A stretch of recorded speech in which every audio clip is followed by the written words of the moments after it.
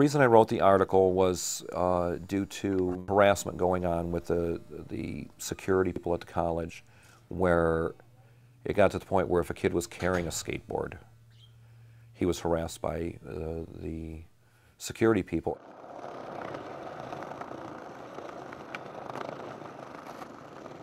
We tried building, sort of temporary places where people could skate. The skating rink, which the college owns, was open. It wasn't in use, so City Council, we allocated around $8,000 to do a skateboard project in there. I have friends who are in their middle 20s who used to go to that, and they still talk about how fun it was. But at the end of August, without explanation, the college pulled the plug. The use of the ice rink, which, by the way, sits idle, was no longer available. Now that we don't have it, it's like, where do you ride it? They approached City Council about having a skate park or some place where they could legally skate and not be hassled. They wanted something permanent.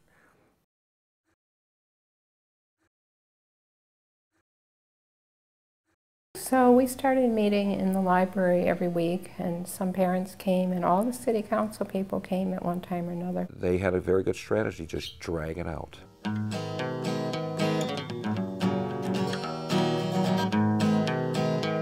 The meetings weren't going anywhere. I drew up a lot of plans. It was up for the skate park folks to raise the money to actually build the skate park.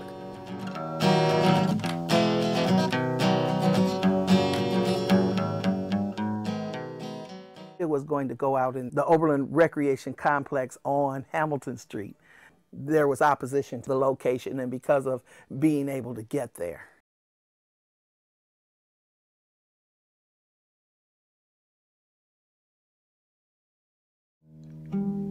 It was too remote and too isolated. If you want to keep an indirect eye on what's going on, you don't put it in such an isolated location. There are people out there that believe that the reason it wasn't built is because of the city of Oberlin, and that's not true. That's simply not true. I think from the beginning it was obvious that there were a couple people that really didn't like skateboarders. You have to look at what's best for the large amount of people. And all I kept hearing was, but it would bring a lot of people into Oberlin, but it would bring a lot of people into Oberlin. And then you have to ask yourself, do you want to bring a lot of people into Oberlin? I saw it as a drawing card, but maybe they didn't want to draw those kind of people, skateboarders. Maybe what they were afraid of is that people were going to be coming from other areas to skate here. Maybe they didn't want people coming from outside. We would not start the project until we had the money. And there was a very good reason for that. We didn't want to start a project and then you get halfway through the project and you find out, well, it's not an $80,000 project, it's a $130,000 project. There was no such thing as an $80,000 skate park that we could find. But this is the monies that they were talking about raising. We got so shanked on that one. Yeah? Because we raised money for it and then nobody gave us anything. And as a kid, I probably would have done it too if I'd had one, but I didn't. They didn't have them back when I was a kid.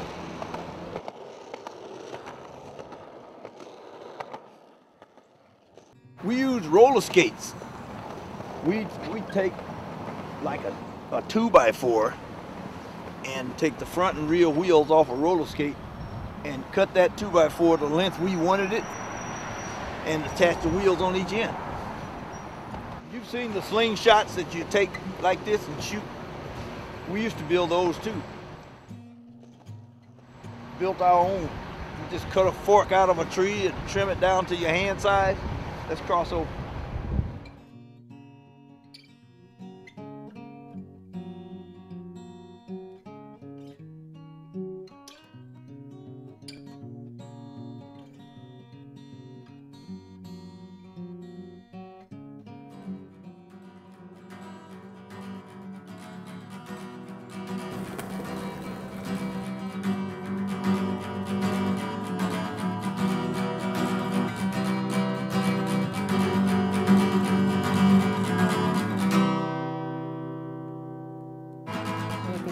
nice to be able to say, this is an illegal place to skate, but you have a legal place to skate.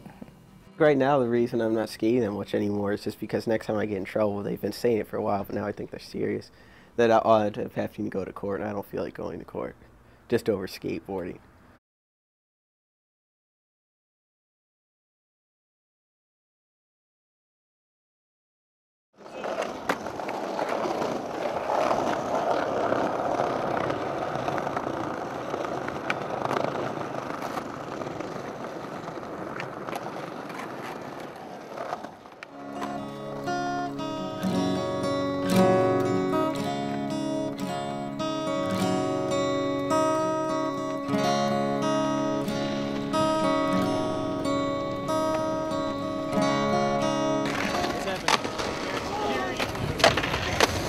I really gotta go because I'm filming you guys.